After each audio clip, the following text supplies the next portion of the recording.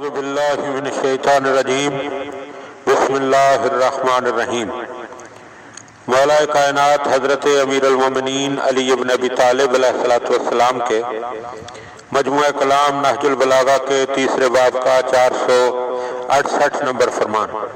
وقال علیہ السلام، آپ علیہ السلام نے ارشاد فرمایا، یأتی علی الناس زمان عزوز یعز الموسر فیہ علی ما فی یدہ ہے۔ لوگوں پر ایک ایسا گزند پہنچانے والا، نقصان پہنچانے والا دور آئے گا جس میں مالدار اپنے مال میں بخل کرے گا۔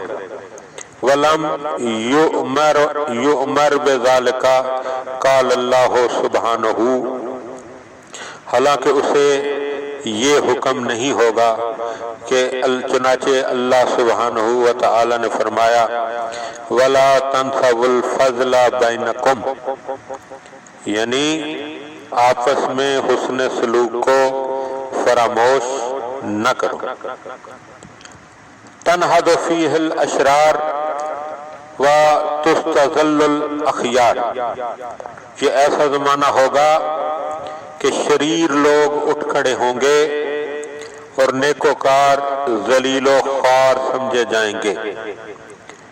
وَيُبَاعِعُ الْمُسْتَرُّونَ وَقَدْ نَهَى رسول اللہ صلی اللہ علیہ وآلہ وسلم عن بیع المسترین،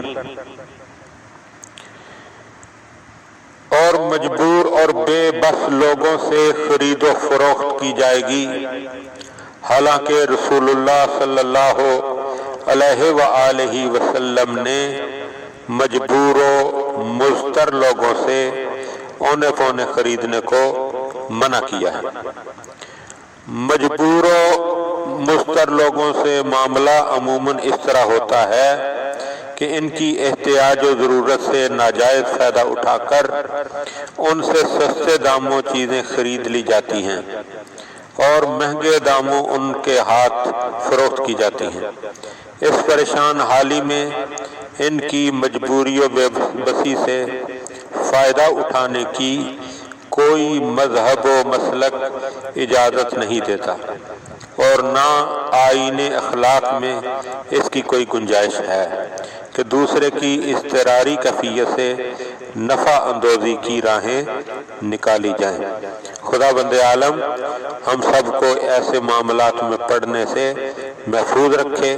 اللہم صلی علی محمد و آل محمد۔ اعوذ باللہ من الشیطان الرجیم۔